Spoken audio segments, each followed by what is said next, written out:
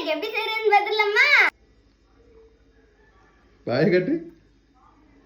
எவ்வளவு பிங்க்ல. உனக்கு காமி. யா.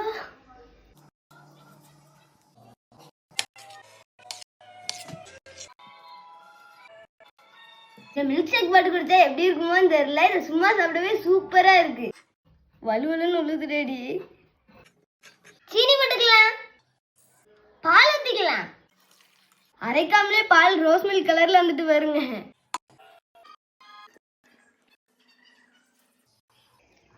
நல்லா இருக்கு.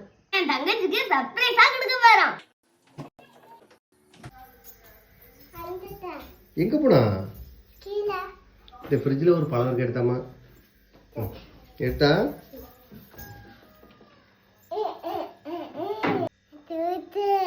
ஏய், அது மறந்துடா.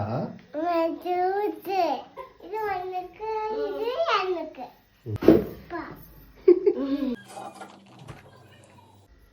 எப்படி இருக்கு?